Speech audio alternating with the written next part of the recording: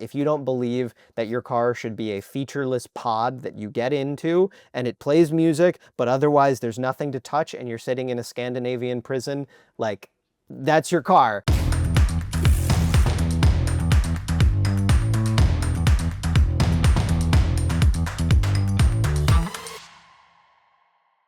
Hello and welcome back to the Plugged In Podcast, a weekly news show all about the future of transportation. I'm Patrick George, Editor-in-Chief of InsideEVs. And I'm Tim Levin, Senior Editor at InsideEVs. On this week's episode, Ford makes a surprise U-turn on EVs, including killing the F-150 Lightning. Patrick drives the new Mercedes-Benz CLA, which sounds awesome. And we discuss the 2026 Breakthrough Awards, which is our end-of-the-year honors. And for that, we are joined today by a familiar face, InsideEVs Deputy Editor, Mac Hogan. How's it going, Mac? Thanks so much for joining today. Yeah, thank you for having me. I'm doing great. I'm happy that Breakthrough Awards is out, that we got it out without a hitch. And I'm excited to talk about it with you guys here today. Yeah, super amped. Now that that's out in the world, that's a tremendous amount of work by this team, by Mac especially, who spearheaded all of it. And now we are just going to pretend to do work for the next 2 weeks till the year's out. And then we have CES, which is horrible. But hey, I know. Sorry to be yeah. Hey, but 2 weeks apiece. 2 weeks apiece, and then the war begins again. But very quickly before we dig into the car news, I have something I'd like to say. So a few months ago, because Tim and I on the show love to banter about ourselves before we kick things off. I brought up that my wife and I had adopted a senior Pomeranian dog with a big heart, literally, and a lot of health issues, named Panda. Then a few weeks after that, I mentioned that we unfortunately lost him very unexpectedly right before Thanksgiving, which sucked. And talked about how not fun that was, as anybody who's been through it or is going through it knows. But we have a lot of industry listeners on this show, and I made a joke on that episode about rushing Panda to the emergency vet in a Cadillac Escalade IQ, because that's the kind of car you want for that sort of thing. I got a call from a contact at General Motors, and they were so moved by this story. They made a very generous donation to the rescue agency where we got Panda, which is called Peace, Love, and Palms Rescue out of Pennsylvania. So I just want to take this moment to thank some very kind people at General Motors for doing this. This was totally unexpected. It's certainly not something we asked for, and I'm not involved with that group in any way, shape, or form, besides taking on one of their dogs. But I just, to think that our podcast got a Fortune 100 company to donate money to a group of folks who help some amazing animals find new homes. I just want to say I'm profoundly grateful and very moved by this, and got through that section without tearing up, which I'm proud of. So to Stu, Mike, Sanaz, Nick, and everyone else at GM's Panda Task Force, I just wanted to say that was a real name apparently too. I want to say thank you from the bottom of my heart. And for anybody listening to this, it's a solid reminder that there are still good people in this world. All right, now let's abruptly shift tone and talk about Ford. All right, cool. So we almost went right into Breakthrough Award stuff this week, but we had some news we kind of have to discuss, which is that Ford is taking a big step back from EVs in what may be the starkest symbol yet of how quickly the landscape has shifted for this whole industry. Yeah, this was a big one, and there are a lot of pieces to this news. I'll run through kind of the big parts of it. Ford has canceled the F-150 Lightning and other second-generation EVs as it pivots away from big electric vehicles. In addition, the T3, which is a clean sheet pickup that was going to replace the Lightning, is canceled. A next-generation electric van that was supposed to come after the current e-Transit is also dead. Instead, Ford is directing resources to gas and hybrid pickups. The Lightning will return at some point, but as an extended range EV with a gas generator. Ford says that truck will have 700 miles of combined range between the EV and the gas engine, but it didn't go into any more details about when that'll come or what it'll look like. Yeah, but that wasn't all. A lot of battery news, and not of the good kind. Ford canceled a $6.5 billion battery deal with LG and dissolved its joint venture with SK On, which is another Korean battery manufacturer, and it's now going to use battery plants in Kentucky and Michigan to build energy storage systems for AI data centers and residential use. Yeah, and if all this sounds familiar, which it did to me, it's because this isn't the first time that Ford has re-strategized around EVs in kind of a major way. Last year, the automaker canceled a 3-row electric SUV that it was working on. This time, it chalks up the move to consumer choice, which is something we've heard a lot lately. We love consumer choice, don't we, folks? Oh, the best. As well as regulatory changes. So here's what Ford President Andrew Frick said on a call with reporters. It kind of sums up Ford's line here. He said, rather than spending billions more on large EVs that now have no path to profitability, we are allocating that money into higher returning areas, more trucks and van hybrids, extended range electric vehicles, affordable EVs, and entirely new opportunities like energy storage. Ford will take a $19.5 billion write-down as a result of the shakeup. So now, with all that kind of laid out, I want to turn it to you guys. What do you guys think of this move? Let's start with Mac. I know you wrote about this for the site. So, I mean, do you think this is smart? Do you think it recognizes the reality of the market, or is it kind of like, just another company backing off in what might end up being kind of a rather short-sighted move? I see this as sort of a broad tapestry of moves this year that is sort of not maybe the best, but a decent option among a lot of bad options, which is I think Ford had an interesting strategy with EVs. They were earlier than most to really put a lot of weight behind these two models that they made, the Mach-E and the Lightning, with a lot of expectations for that. And I think both of those vehicles represent different problems for Ford. The Mach-E, I think, has been a commercial success, but I don't think has done a lot to show the company's leadership. I feel like the Mach-E, I was in one recently, it feels old. It feels very old. And, the Lightning, while it was a lot more impressive, I mean, it was an F-150. We love the F-150. It was facing the fundamental problem that I've been writing about for years, which is that these big electric pickup trucks don't make money. And I was surprised by how surprised people seem to be about this move, given that Ford's kind of been signaling that the Lightning's a big problem for a while. I mean, at one point they suggested that it would sell up to 150,000 units a year, and it never got above 40,000. The price was higher than expected. All those reasons, I think I'm not surprised the Lightning is going away, and I think it's kind of smart for them to cut their losses on this. It's the battery news that didn't really break through as much that I think is a much bigger retreat. But again, everyone's oversupplied on batteries right now. The real question is just like, Ford is, okay, fine, being brave enough to say this isn't working and cutting things that, don't have a path to profitability. But the company has yet to show that it can really make an EV product that is profitable, that people like, and match its cross. I mean, right now, after this announcement, Ford has fewer electric models on sale than Stellantis, and nothing else coming until the Skunk Works thing when you put it that way, that's wild to think about. Jeez. Right. From like this early first mover, like you said that they were, and really disappointing.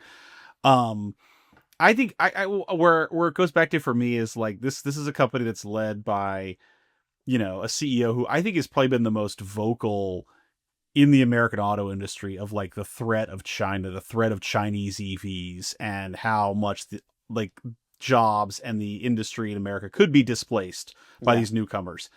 And it's almost like turning into like a self-fulfilling prophecy at point. Like they warn and warn and warn about like the dominance of China, and then they retreat.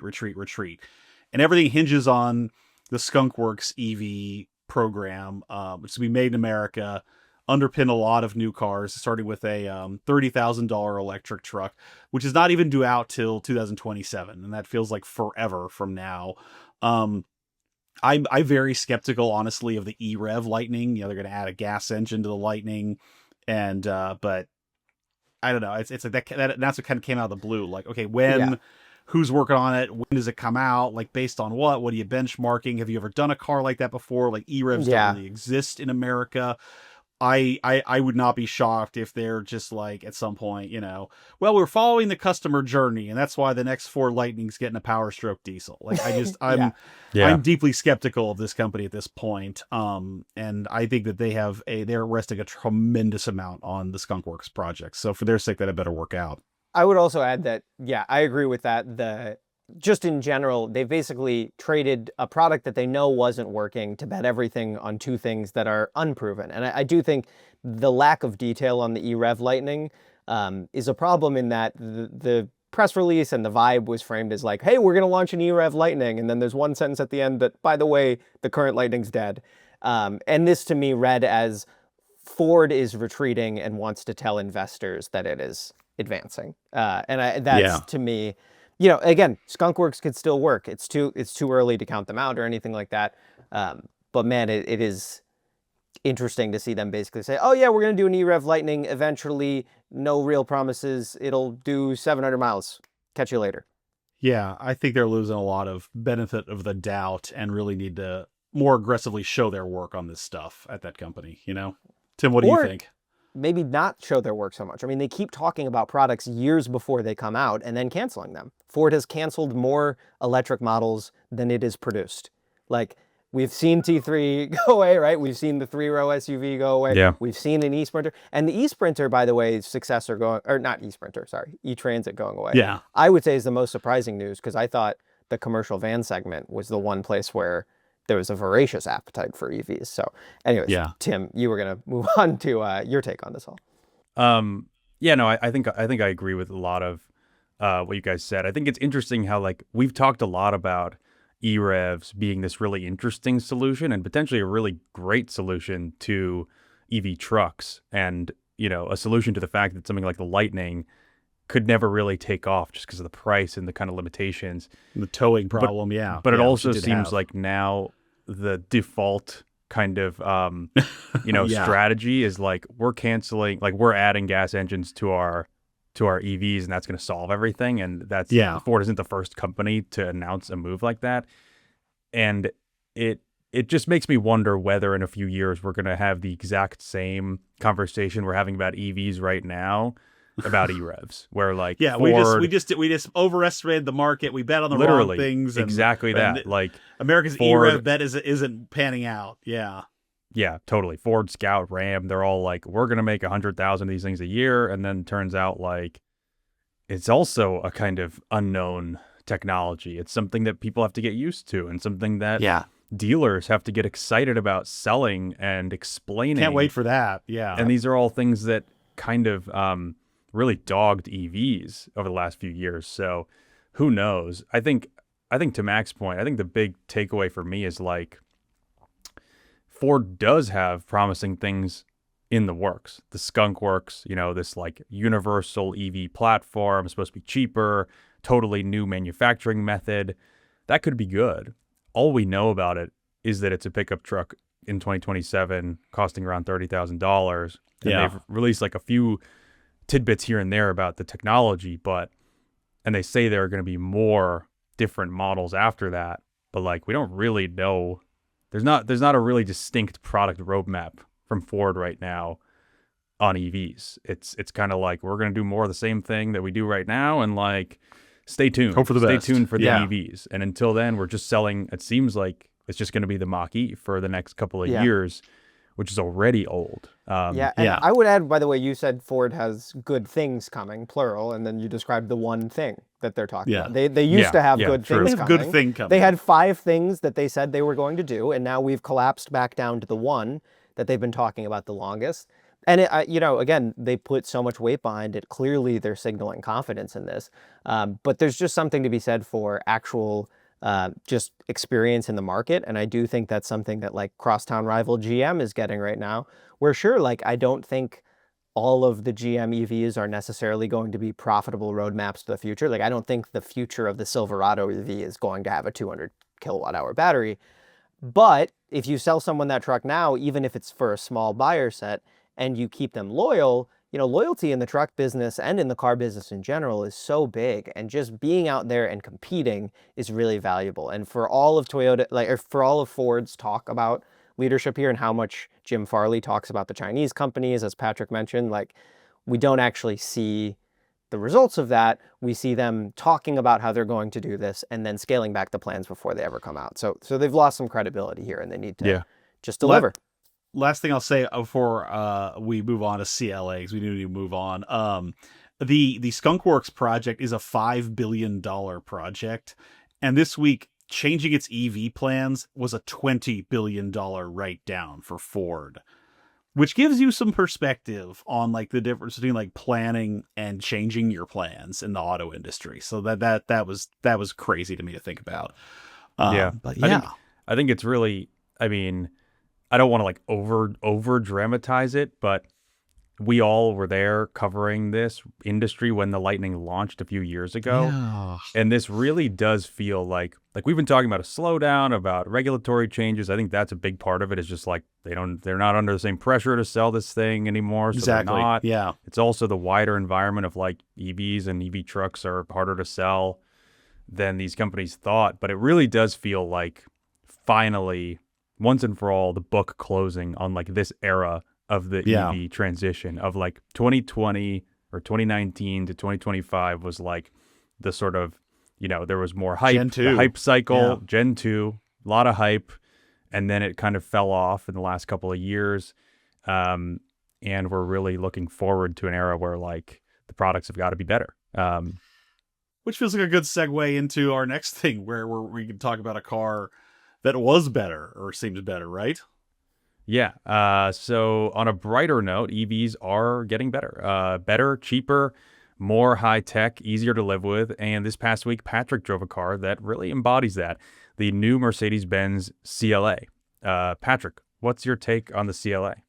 My exclusive take is it's good. What else did you like about it? Okay, cool. I'll elaborate a bit. No, I was massively impressed with this thing. This is the new electric sedan from Mercedes. Its technical full name is this Mercedes-Benz CLA 250 Plus with EQ technology. We don't put that in headlines because it doesn't fit. But no, like this is something totally different from them. This is on a new EV platform. It does away with all the EQ cars of the past, the EQS, the EQE. It's all been shelled. This is brand new. On this thing, 373 miles of range officially, although Edmunds tested this car before I got to San Francisco. They managed 434 miles in this thing, which is insane. 320 kilowatt fast charging, so that's some of the best speeds in America. Adds 200 miles of range in 10 minutes, and it costs under 50 grand. For the single motor version I drove, that was about 47. So that this is cheaper than your average new car in America today. So I was really impressed with it when I was behind the wheel for a bit. Tell us about how it drove. You drove it around the Bay Area. What'd you think? I actually wanted to see if I could zero out the range and fast charge it, but like I realized I did not have time to drive it to the middle of Oregon that day for 8 or 9 hours. So like, yeah, this thing's a monster. It's great. It drives like a Mercedes. It's real smooth. It's athletic. It's not as athletic as like a BMW, but better ride. A lot of power for a single motor car. Like you don't really need a dual motor there, honestly. I never once worried about the range in it, which is like, usually I only feel that when I'm like a Tesla or something. We have a lot more to say about this stuff soon, but like they have like a hands-on urban point-to-point automated driving system. It's like Tesla FSD, but you keep your hands on the wheel and it works in cities. And more on that in January when I can talk about it. But like there's some really cool stuff coming from Mercedes soon too. And like I bring this up because this is an example of like one automaker that like really struggled with EVs and like really kind of like got their asses kicked the first round when the EQ cars were really expensive and compromised and just really didn't go over well. And it's a company, it's Mercedes-Benz, like they're known for technology, and like they're looks like with their next attempt they're really hitting back hard, and that's kind of cool to see. And they're cheaper too. Yeah, I think we should get to Breakthrough. I think next year, like I don't want to already minimize this year's Breakthrough because we had a lot of great cars that we evaluated this year, and I'm really happy with the winner we chose. Yeah. But I do think next year's Breakthrough Awards are going to be, like the cars are only going to be better than they were this year between CLA, the BMW iX3, the R2, like you're getting new Rivian startup R2 efforts and new, just the legacy automakers, just like really shaping up and putting out cars that are their second or third generation efforts that are substantially better than what we've seen over the past couple of years. But with that, let's get into what was good this year on the EV market. Yeah. Time for the main event, title fight. This is the part where we're are we talk about. Are we all fighting? Yeah. No. I mean, it was a That's fight the between breakthrough competition. It was a fight between the different cars. Exactly. Like Oh, they dude, I battled totally got each that other. wrong. Some Yeah, of them sorry. kissed. Some of them kissed, which is cool. Like, you know, things happen. fine. It's in you know, what you don't expect. So yeah, this is our second year of our basically our EV of the Year award program, and you know, I'll let Mac is the guy that conceived this and took it over the line. So I'll let him explain a bit about how this test works, what we've done, and how it went this year a little bit. So tell us more about Breakthrough Awards, Mac. Yeah, for sure. So the idea is basically, you know, we didn't want to do another of the year award that's just like, what car do we like best? We want to Yeah. focus on, for InsideEVs, obviously there's a lot of barriers between us and our all electric future. For instance, the president, or no, I'm just kidding. No, but You're not range wrong. and charging anxiety, Yeah. technology, you know, just appeal stuff. Some people still don't want EVs. Sometimes the EVs, like in the truck space, are maybe not as capable as their gas-powered counterparts. So the idea is to celebrate cars that are breaking down these barriers, either making EVs, you know, more engaging or more attainable or more practical or all these things. And, you know, this second year, I feel like the test and the actual contestants came into a bit more maturity. Because last year, we were figuring out, but also 2024 was a weird year for EVs. I know they're all weird years, but on the product side, I think this year was a lot better in terms of we saw steady progress across the board. And what I was Yeah. excited about is not only are just range and charging stats and all that stuff getting better, but to me, the actual maturity of the cars is so Yeah. much better, so clearly better. Besides one car that we'll talk about later that had some maturity problems. But generally speaking, I think any of these cars are things that you could recommend to a friend or family member, and they would be super stoked if they drove it every day. And it's a good reminder that like breaking up with gas is the huge benefit, and all of the details about EVs like are for us nerds. Like who has 150 kilowatt versus 320 kilowatt fast charging? Yeah. You put What someone is in a any of these kilowatt? cars, they're Nobody gonna be knows. psyched. Right, exactly. Yeah, so if you want, I can go right into our list, our contenders. Who Very we quickly invited. before you do, I wanted to Yep. give a quick rundown of what the rules were for this test. Okay. This is the same as last year. So we had 5 contenders for it. You know, we're a small team of U.S. based full-time staff, writers and editors at InsideEVs. So 5 was a good number for us. The car had to be new or substantially updated as a 2025 or 2026 model. So no Mustang Mach-E, for example, because it was basically a carryover, nothing too new there. It had to be on sale in America at the time of testing, which started like this fall for us. So this excluded that CLA that I just drove, that's not really out yet, or the BMW iX3, or the Chevy Bolt, for example, which probably is going to be in the mix next year, but it's not out yet. We also decided only one car per manufacturer or automaker group. So like we have a Cadillac here, and that kind of stands for the entire General Motors family. And we have a Hyundai that stands for the entire Hyundai Motor Group cinematic universe. So that's... If we didn't have that rule, the test would only be Korean cars and Cadillacs. I feel like yeah. like so much. There's like 11 Cadillacs. There's like there's we had a to choose lot. between Vistic and Optic and Optic V and Lyric V and Escalade IQ and who the hell knows? I'm not sure we chose the right one, which we'll talk about soon. But do you want to run down the cars that were in the arena for this? Yes. So first off, just a philosophical point, which is that everything here is a contender and it's also an editor's choice. Like we only, you know, when I was at Road and Track in other awards, conversations, we ended up inviting cars that we kind of knew weren't going to win, just so that it was new and we had to give them an opportunity.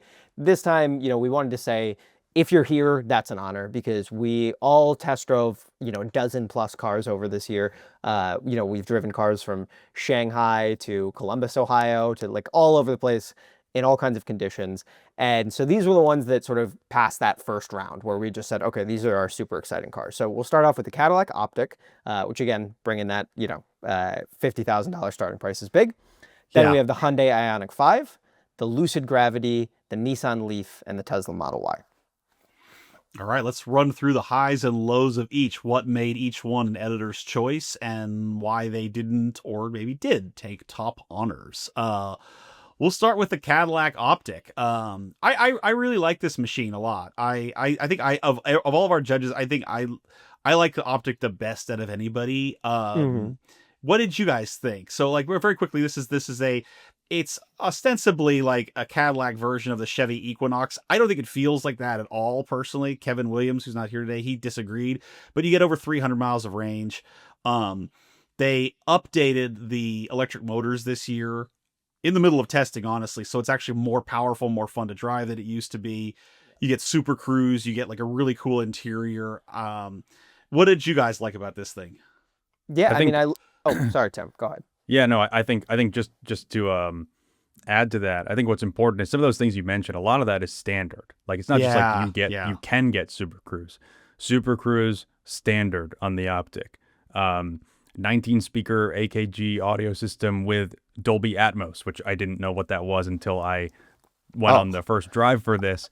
It's so cool. Love Atmos. I've been wanting Atmos, and I love that they put Apple Music on this, by the way, because it was insane to have Atmos support and not have Apple Music, the one place where you can get. Yeah. Mercedes does Atmos support too, and it's one of those things that once you hear it, like you don't want a car it's without like it.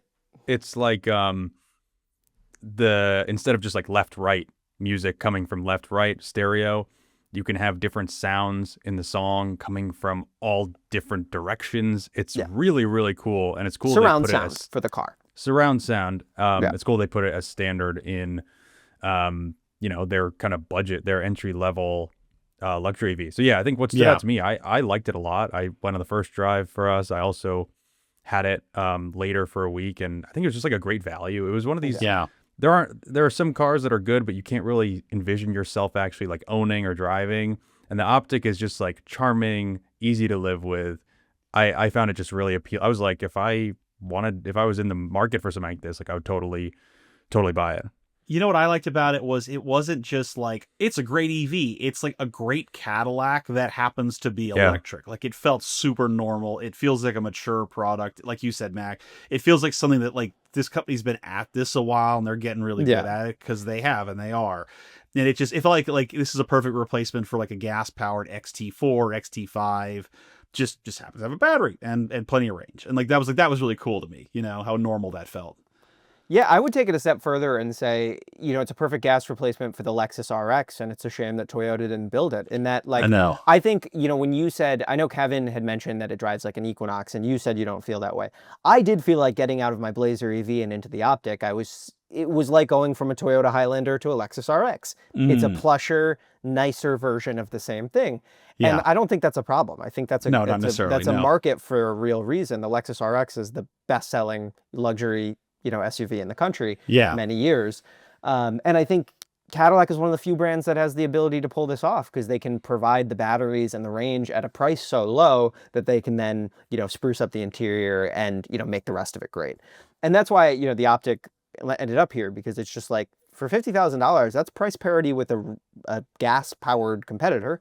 And, you get all the benefits of EVs. And I'll tell you, switching from having 1 year where the car comes out in 2025, and then the next year it gets more power. It switches from front-wheel drive and front biased all-wheel drive to rear-wheel drive and rear biased all-wheel drive, and it gets an AX port. I mean, that shows how flexible. And the price doesn't go up. Right. That shows how flexible the platform is, how aggressive GM is being, because they're finally realizing, like, this is the first hot streak for Cadillac since the Escalade came out, really. And, they're just going to double down on it, which is why I'm super glad it's here. I would say in the end, this one didn't end up winning for the simple reason of just like being a really good car is not actually what the test is about.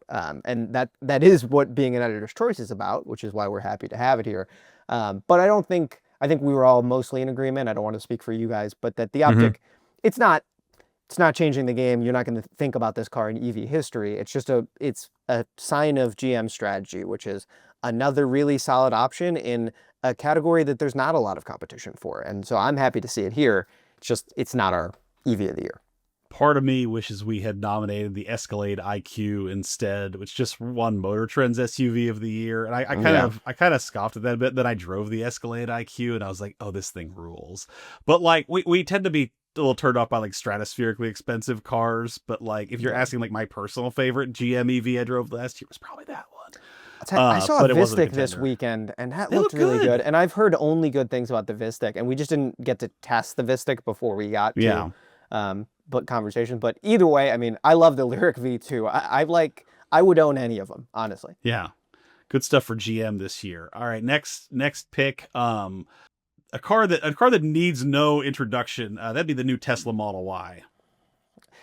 Yeah, Tesla Model Y, obviously, I think this one we could have sent an automatic invitation to. There wasn't much debate about whether it had to be here, especially because, Tesla doesn't do press cars, so we don't all instantly get experience in all the new ones.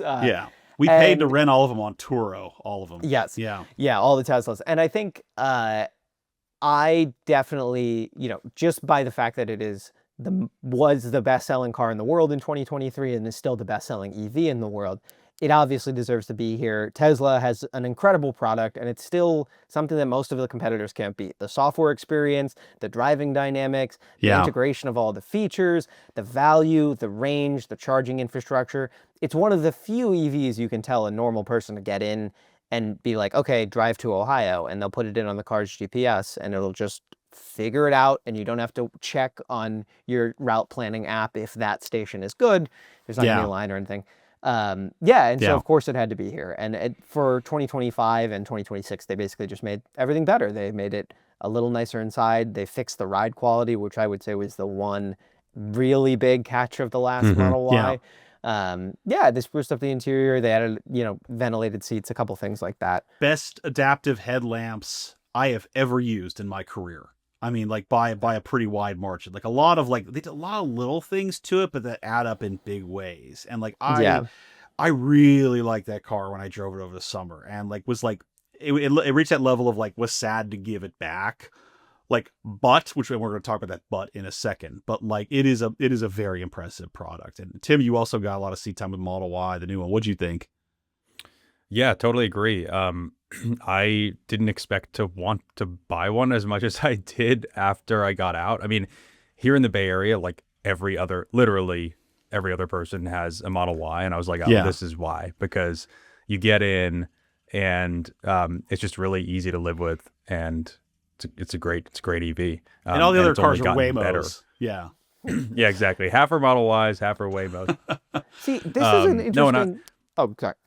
I'll just say I was really impressed with FSD too. I think it has its issues. It can do things weird sometimes. It obviously, I don't know if every single person can necessarily be trusted piloting that kind of thing. But it really impressed me, more so than it did last year when I drove it in the Cybertruck for our Breakthrough Awards. I just put in destination, and as long as you're on kind of normal roads, it did everything really, really well and smoothly. The one problems I had with it was I was on these kind of roads in a park area, and it kept trying to pass cyclists on around blind corners, which is Dear God. very it was pretty just scary. Wait your turn. Yeah. But other than that, just the whole technology package in that car, it just reminded me how much better Tesla's technology overall, and especially the user interface, the user experience is than everybody else, essentially. Once you get past the learning curve, because I don't own a Tesla, so I drive one probably you guys I don't know 2, 3, 4 times a year. And every time I'm in it, it's 20, 30 minutes. I'm how the hell does this work? Oh, right. You swipe up on the screen to go back and forth, and then I get used to it. I'm okay, this makes sense. But there is a learning curve to that car. On the con side for Model Y, and I'm gonna tell you, I spent a lot of this year wondering if this was gonna win. That interior, button free, very sparse. It's still not for everybody. It's nicer than it used to be, but it's still very stark and like anonymous office park inside. There's no one major breakthrough here. Honestly, I feel like if they had just come from the top rope and it has 500 kilowatt fast charging or something, we would not be having this conversation, Yeah. But it was just a lot of incremental improvements. And then last but not least, it's we could not ignore the Elon thing. Yeah. What do you say? I would, of course, that's part of it for me, but I just want to jump in with a little bit of dissent from you guys talking about how at the end of this, you really wanted to own one of these, because to me, I was amazed also, Tim, by FSD, which I've been a skeptic of that for a long time. It's amazing how far it's come. I'm still not happy with how they, marketed all of that. Honestly, I do I regret. think it's good on the highway. I think it's great. It's great on the highway. It's great in traffic jams. In the cities, I don't. It's I a did an novelty I don't entire trust. Meals on Wheels route for 2 straight hours, and I did not touch the wheel or pedals except for to park the entire time. Huh. So to me, I was amazed by it. I honestly regret that I spent so much time on FSD because I don't know if I drove the Yeah. car enough to develop the connection that you guys did with it. But to me, while one day into my 3-day review, I was like, oh my God, this car is amazing. 3 days in, I was just like, I could not be happier to give it back because to me, Really? nothing makes me feel less satisfied as a consumer and as an, someone out of, evaluating cars than the feeling that I'm getting chiseled. And I just feel like so many corners get cut in the Model Y. There's so many things that to me still feel just actively user hostile that like, to me, the award is all about making the tent bigger, right? It's about getting more people into EVs, getting people excited. And I think Tesla made the biggest tent at the beginning by having such an amazing car. But every year it feels like a literal tent. Actually, they were building Model 3s in it. Yes, literally. But every year, like especially for the past couple, it doesn't feel like Tesla's tent is getting bigger. It feels like they're more and more leaning into like if you don't believe that your car should be a featureless pod that you get into and it plays music, but otherwise there's nothing to touch and you're sitting in a Scandinavian prison, like that's your car. And great for all the people who like Teslas, this is still the best car in the world. But to me, like at the time I also had like a Mercedes EQE and my personal Chevy Blazer EV. And I was just like, oh my God, getting back into an actually nice, comfortable seat in like an interior that has little bits of design and little thoughtful things like, I don't know, a windshield wiper stock and these kind of things that just, not the reinvention of all of these things. And that to me is part of why the Tesla, they are doubling down on their, you buy this because it is a car, it is a transportation pod, and for some people that's perfect, and for me it just doesn't hit that note. I think where I struggled was just when I recommend this car to people, it's kind of with an asterisk a little bit because of like it's hard to separate the art from the artist when we're talking about the guy up top, and like everything he did this year, Elon Musk did on every level is, that people have mixed feelings about that, or it's an incredible turnoff, or just like, I kind of wondered if am I voting for this car? Would I be like a magazine, a motoring writer, who votes for the 1937 Mercedes-Benz lineup or something? You know what I mean? Like it's good, but like, like that it's a turnoff. It is. And it was like, if I recommend this to people, I got to ask now, like, how do you feel about Tesla? How do you feel about Elon? Do you care? All right. You might not care. You might just want a good car. Go with God, right? But like, I don't have to do that for General Motors or Hyundai or whatever. Like, that is a factor here, the political baggage for this thing, for better or worse, unfortunately, Yeah, and I mean, even outside of that, I think there's just, at this point, some people love their, like the Tesla owners I meet in the wild are some of the most satisfied and happy buyers I've ever met. And I think they make amazing products. But I think at this point, we know what a Tesla is because the current Model Y feels like the 2017 Model 3. It does similar things. It's making similar promises. It's similar among its competitive set in that it offers a better value and, than many. And Tesla has their specific compromises with that you have to accept. And if you accept that, great. But that deal is not new. That deal's been on the table for a long time. And this made the car better. But I don't know that was enough for a breakthrough, and I think that's where our judges ended up. All right, I think I'm gonna move us along to the Ioniq 5, Hyundai Ioniq 5, which is a good segue because it's kind of one of the best. It's probably the best Tesla Model Y alternative that we test and that we recommend to people. So let's go with Patrick. You wrote about this. You also own an EV6, so you kind of have good perspective on these cars. Talk to us about what do you like about the new Ioniq 5 and why did we choose it? So full disclosure, our winner we're going to discuss came down to a 4-1 one person dissenting vote. I was the lone dissenter, and I voted for the Ioniq 5. And I came into this like ready to like 12 angry men and whip this jury in its favor. I thought about this a lot over months. And I think it was the idea of just like really high level improvement. Like the Ioniq 5, when it came out, 4 years ago now, like was one of the first really viable Model Y competitors. Like if that's where the benchmark is, this is the one that's always come closest or beat it in some way. Range, charging, design, certainly it still looks great after all these years. Mhm. And they just took everything and made it better. Like the battery's bigger, the range is better, the software is a little better. We'll talk about that.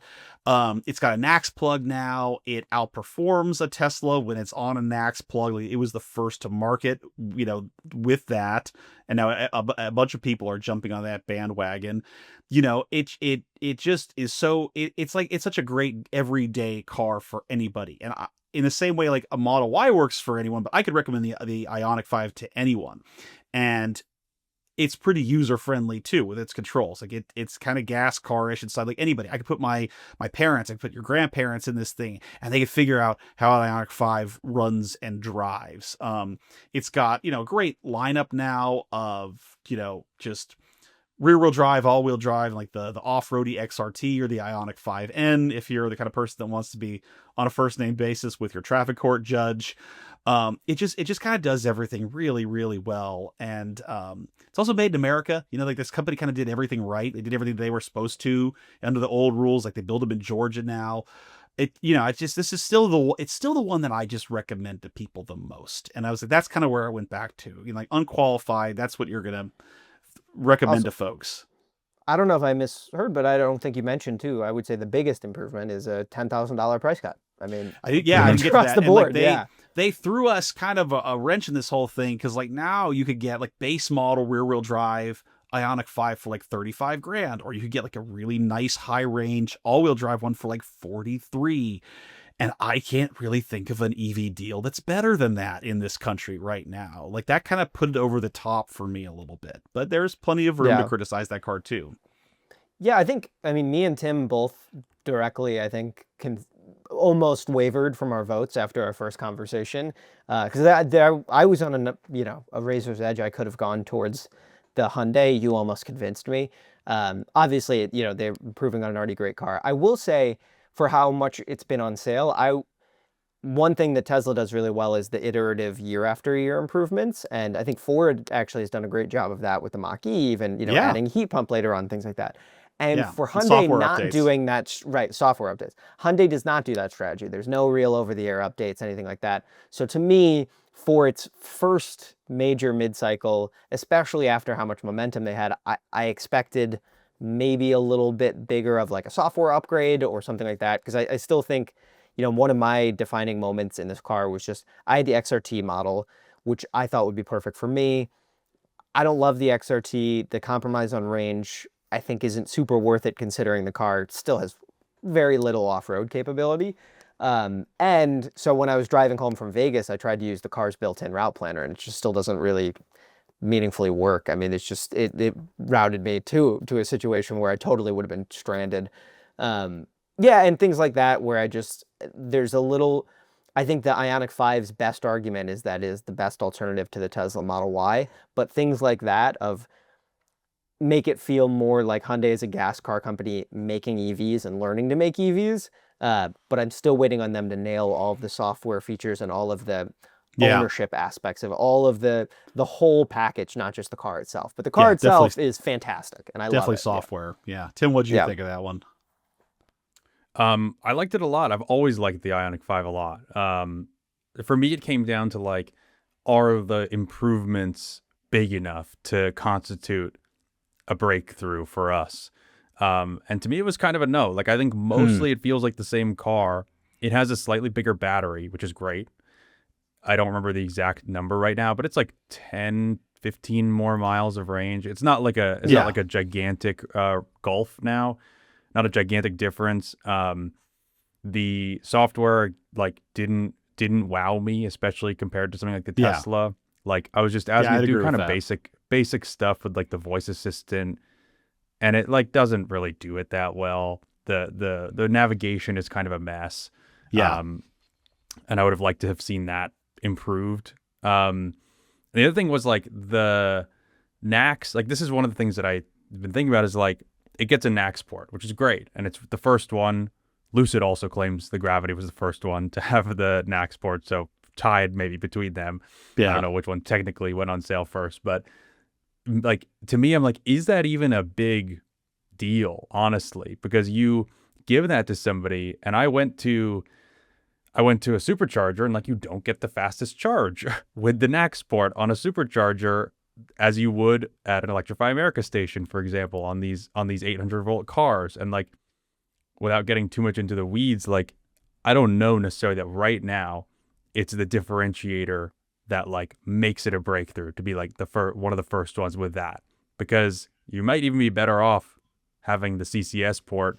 Yeah, but you can still do that. Somebody, you just use an adapter, and you'd have to do the same on the CCS Ioniq 5. Totally. Yeah. Totally. Yeah, But, like, I kind of agree with you, a- Tim. I had the NACS car, and it wouldn't authorize at Tesla. And part of the problem with the Tesla chargers is many of them, there's no screen. There's really nothing. If the car doesn't just work, there's not really a next step. Yeah. And That's wild. I've never had this problem with any of these. I just when the stations are open, I just plug in the NACS port. I like it. I like it better, honestly, because it works more than an EA station or whatever it does. Yeah. At least for me. I was just gonna say, the most important thing is that the car is going to direct your experience. And I think that especially at this moment where you're transitioning between softwares, the ability to route plan in a way that's going to recognize that you can use superchargers, while notably not use the superchargers that don't work. Because if you just look on Google Maps for Tesla supercharger, you might pull up, the port matches, Hyundai says your car can use supercharger. All of the problems that exist of a car that's using a supercharger adapter still exist. So to me, I agree with Tim. I don't think NACS is a bad thing. I just think in the future, owning a car with NACS will be better. For now, to me, it's either way. It's a bit of a mess. And the most important thing is actually how good is your software at knowing where your car can reliably charge. And on that, I think the Hyundai gets a D-. So that's why I lost for me. Let's talk about the Lucid Gravity. There's an interesting car, and was both impressive and polarizing in our tests. Who wants to weigh in on the Gravity first, guys? I'm happy to start because I think this was a weird situation. As usually in this industry, cars either surprise and delight me or they disappoint me. And I think the Gravity was the only car here that did both. You were neither overwhelmed nor underwhelmed. You were merely whelmed, you'd say. No. I was both overwhelmed and underwhelmed. I'm saying it was both better than I thought and worse than I thought. Yeah, I guess I average out to it cancels out, yeah. Where it's even better to drive than I thought. The packaging's great. I think just in general, it feels designed as one unified experience, which I think so many EVs feel like they're cobbled together from different bits. And I think the Lucid's amazing in how cohesive it feels, how it's amazing around town, and then it drives really well on a canyon road, and then it has enough air suspension clearance that you can take it down a dirt road, and you can, pack it full of 7 people. It's fantastic. It's also kind of unfinished. My car just had way too many issues for me to vote it through. I had my screen glitched out. At one point, I couldn't, even the display that said like what gear I was in and what, speed I was going froze and wouldn't move, which is never great. I had to pull over on the side of the highway to reset something because I would lose GPS, and there's no way to reset the infotainment system without being in park. Oh, God. Buttons were not responding. Kevin Williams, got basically locked out of the car or couldn't start it because the key wouldn't get detected.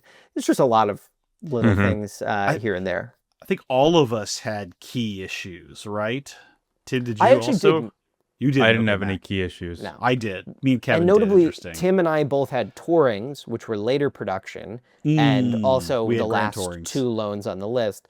So it's possible that Lucid just fixed this. But this is also, I would say, I wanted to be the one to talk about it because it represents one of the challenges of where we are in the auto world right now, where we have to review the product in front of us. Like, it's the car that's here today, not the promise of what the car can be. And maybe a June 2026 build date Lucid Gravity should be our EV of the year this year.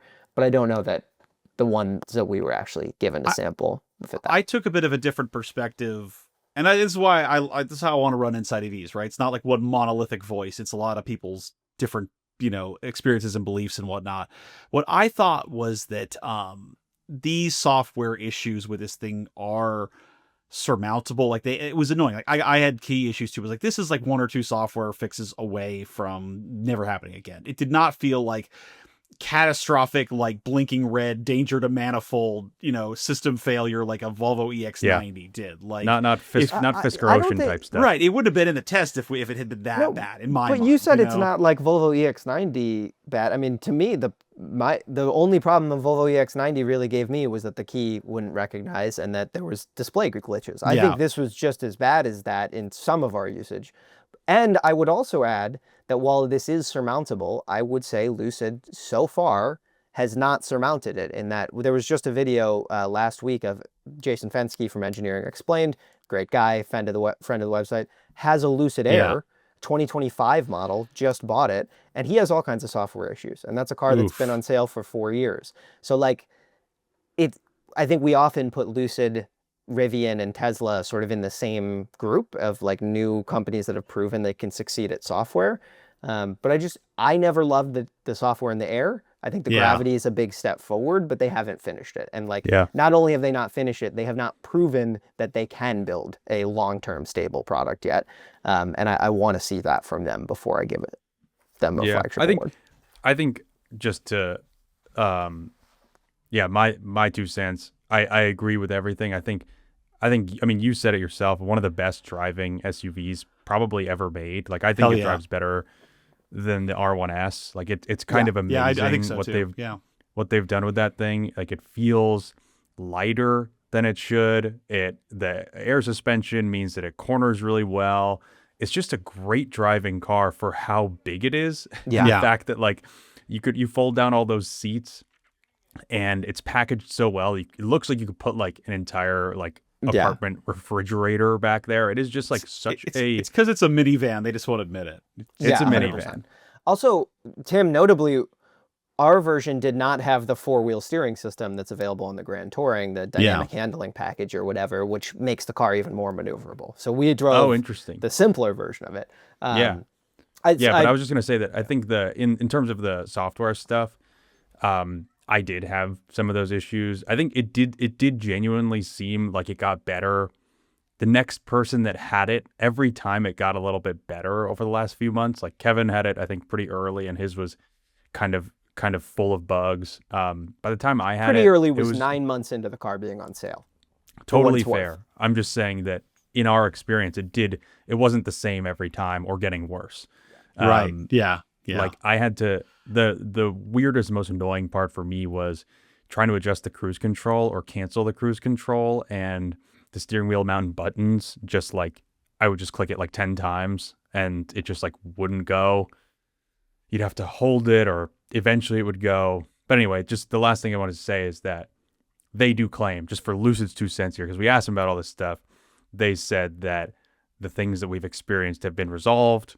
Obviously, we can't confirm that because this is how we tested the cars.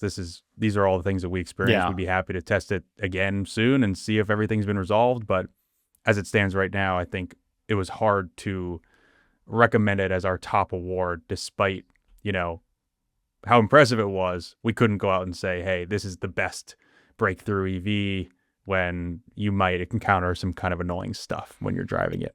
It would have taken a lot for me to vote for another $130,000 spaceship, because I don't think that this market needs another $130,000 spaceship. However, we're talking about cars we're excited about next year. If they're serious about Lucid midsize, whatever we're going to call it, and that's really $50,000, that has this kind of tech, and hopefully they've ironed out the bugs, like, man, that thing will kick some ass. I really hope they pull that off. And the Gravity didn't quite do it for me, but like it is massively impressive as a machine. And I think anybody that gets it, as long as they get some software bug fixes, they're gonna like it a lot. We'll use our winner, and that would be give us a drum roll, please, or something. I was gonna say, should we all say it at once? I don't think we need to. 3, 2, 1. It's the Nissan Leaf. Nissan Leaf. Woo! Yeah. Speaking of not wanting to award it to another expensive spaceship, the cheapest car in our test won again, which is not. That's not how this works. It's not just automatically cheapest wins. Last year was the Chevy Equinox EV, the cheapest one, and a cheaper one won this year. So it's not just our cheapest bias, but that kind of helps, and that kind of is a big part of why this thing rules so much. Like, You guys, I'll weigh in a second. What did you guys think of the Leaf? Well, let me just start off by giving the general case, I would say, among our judges of why we ended up picking it, because I think it's important to just establish, this car, number one, it takes the fact that the $35,000 Equinox EV offered 319 miles of range and knocks it down to $30,000 for 303 miles of range for the S Plus. So already it's the best EV value at the low end of the market in terms of, miles per dollar. Period. Of all of them right now. Yes. Yeah, that is the best deal on the market. Right. And, but to me, most notably, Nissan said this thing at the launch of the Leaf that at the time I thought was weird. And as it's marinated, like, I don't know, it hit me, which I said, this is the first Western third generation EV. The first time a Western company has made an EV for long enough that it's gotten to a third generation. And I mean, I think that shows that Nissan was so early here. And they were early with the Leaf. It was the original, affordable EV. And then they took a solid 14-ish years off of doing meaningful development on it. And it was still using an air-cooled battery and basically a, penalty box until last year. And then this year, all of a sudden, it's a, crossover-esque, cool design, charming, refined, 150 kilowatt fast charging, NACS port, Google built-in, route planning. It comes in teal. It comes in teal. Teal two-tone. It comes in teal, you bastards. What more do you want?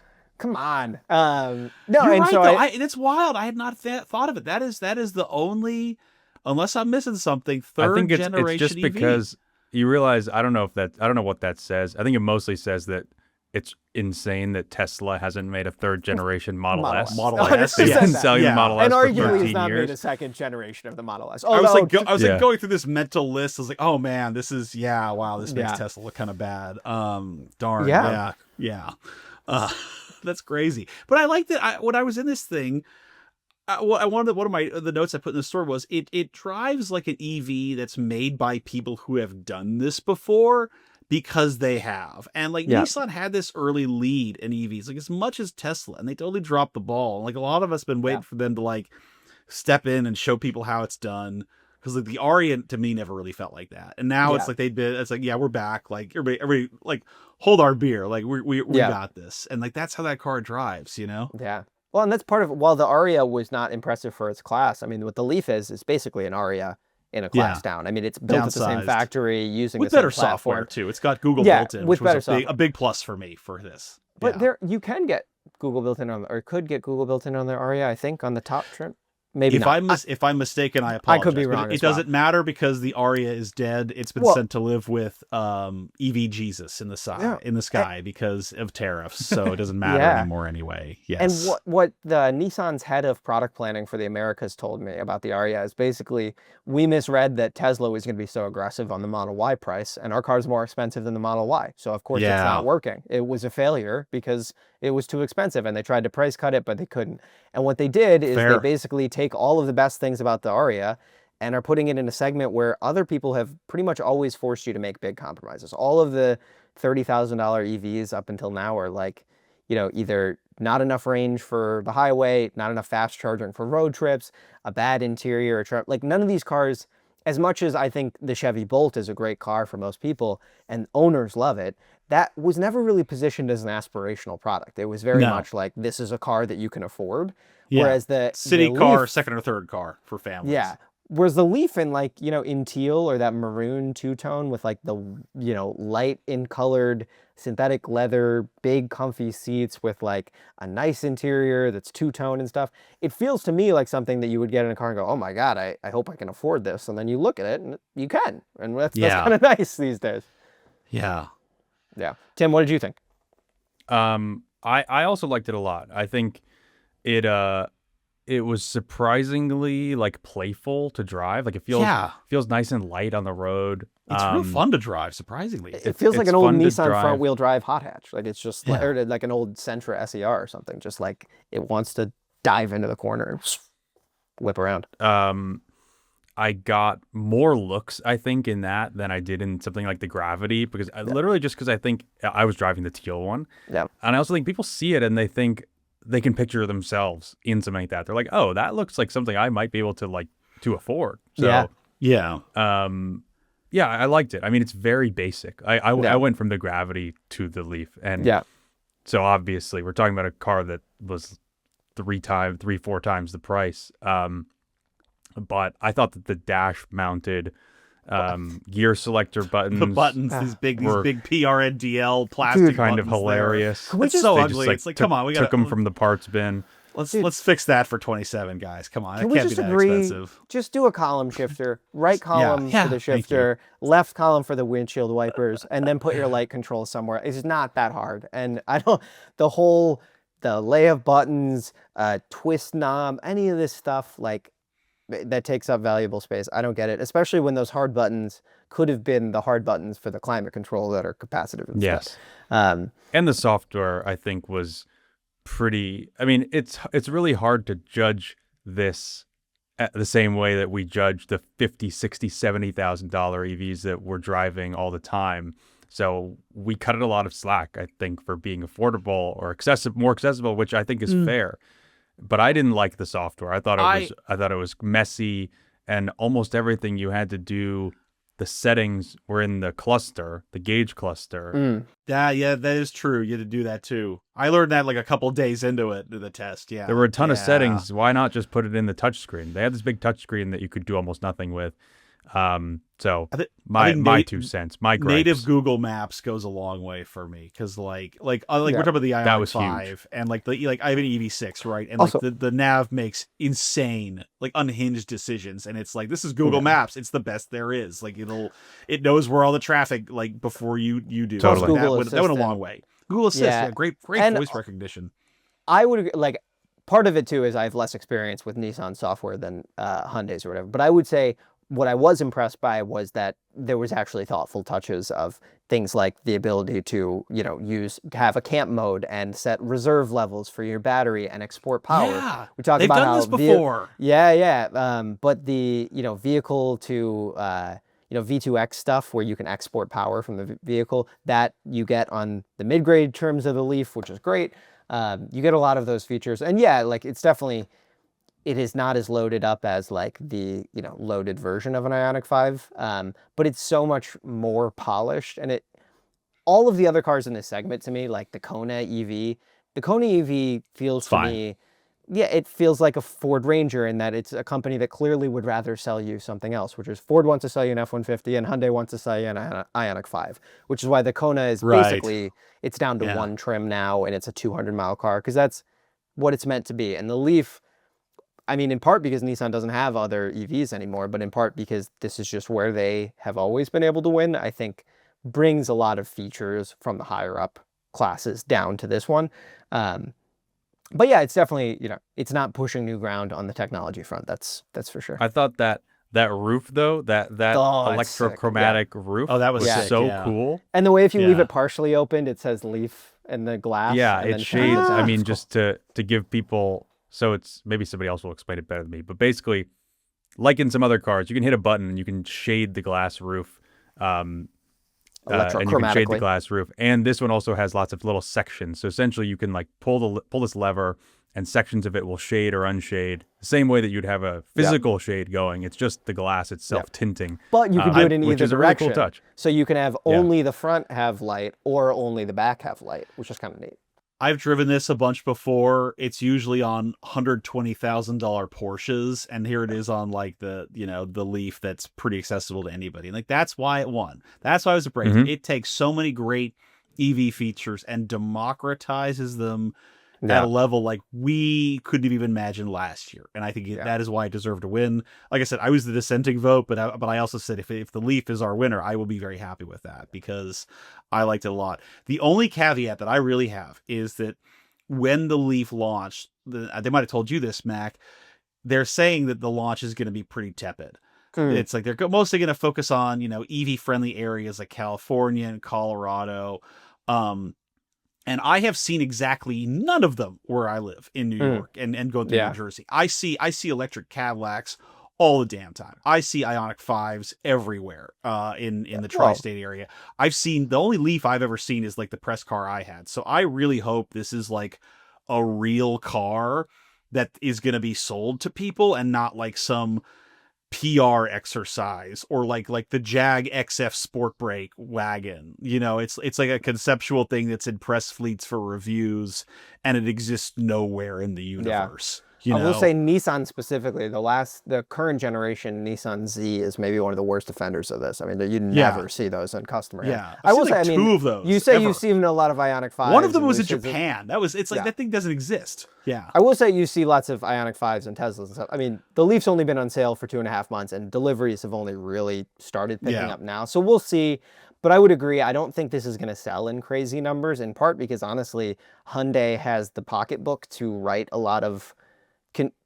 GM or Hyundai can absorb a lot of transactions where they're not making a ton of money or losing money because they have their whole empire going above. Nissan does not have that luxury, unfortunately. Yeah, this car's made in Japan. It's getting hit with tariffs now, and like Nissan's like, we really didn't need tariffs on top of everything else this year, fam. Yeah. Like, you know, it's just Yeah, so that's part of why I didn't want this to win on a pure money basis alone, because we don't want it to just be cheapest car wins. But I think at the end of the day, any of us would be happy walking outside and seeing just a teal Nissan Leaf in our driveway. They have a certain degree of friendly charm. Like, I think what Tim was talking about is, to me, the logic was the way I explained the vote, but part of it for me was just that so few EVs to me come off as friendly, as exciting, as making you want to ask questions, these kind of things. And this car is just something that is just such a joy to look at and drive, and every part of it, to me, I think it's right where a car at this price point should be.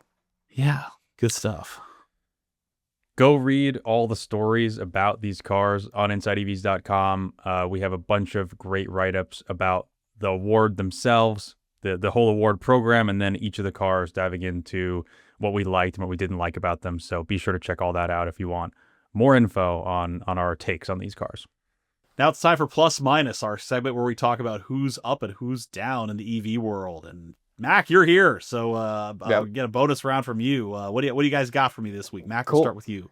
Who's up, who's down? The people who are up is, for me, anyone who owns an EV right now. I've just been so head down in this breakthrough stuff, where we focus on the specifics of which EV is better, but then I'm running my Christmas errands and stuff, and I have to get in and out of the car a bunch of times. I love not having to press my power button. I love gliding around town in silence, not polluting. All of these just... I did a 250-mile trip to the desert, down dirt roads recently. Just, my car makes my life easier because it's electric. And while we spend so much time talking about which specific electric cars are good and bad, my plus is just anyone who's got an electric car right now, because it's a great time. The cars are great, and they're only getting better.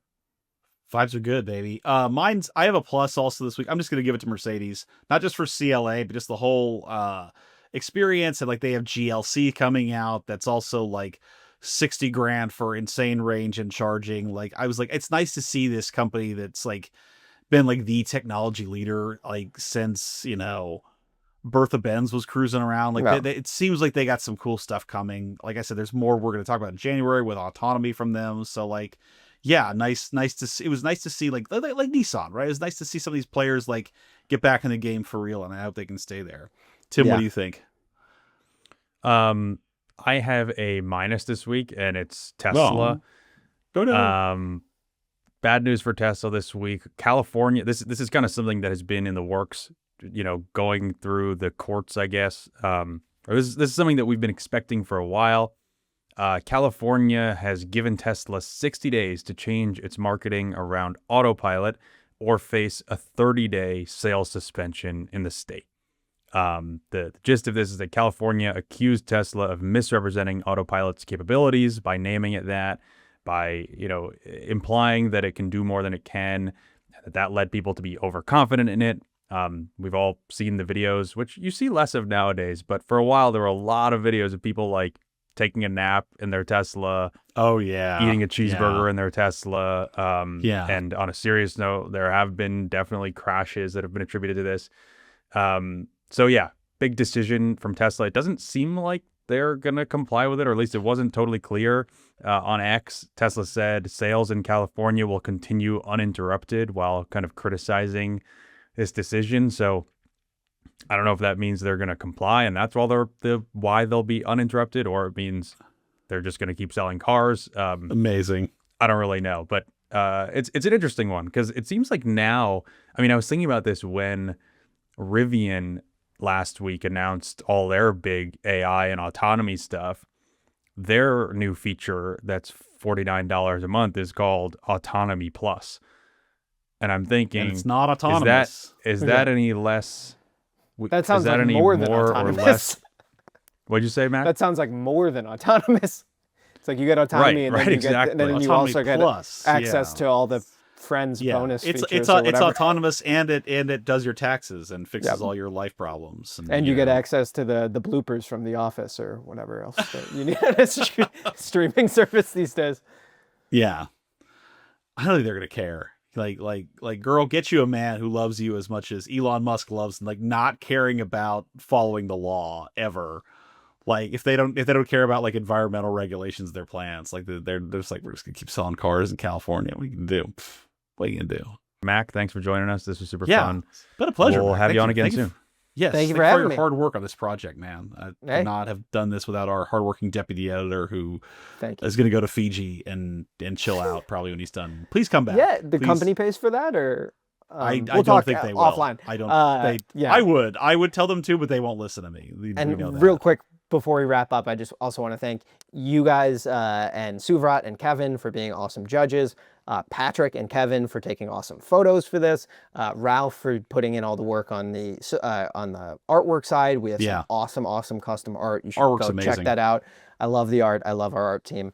And then Maddox for handling all the socials, and all the car companies for coordinating 5 loans in 5 different places. Except for Tesla, who didn't answer our emails except for Tesla, because they never leaves do. that to the free market. Yeah. Yeah. Yeah. Thanks to Turo for existing, so that we can like pay someone to drive the damn things. Yeah. All right. Well, thanks for listening to the Plugged In podcast from Inside EVs. Today's show was produced by Michael Perkins and brought to you by the Motorsport Network. Make sure to follow us wherever you get your podcasts, subscribe to the InsideEVs YouTube channel, and check out all our latest coverage, including our Breakthrough Award reviews on InsideEVs.com. See you next time.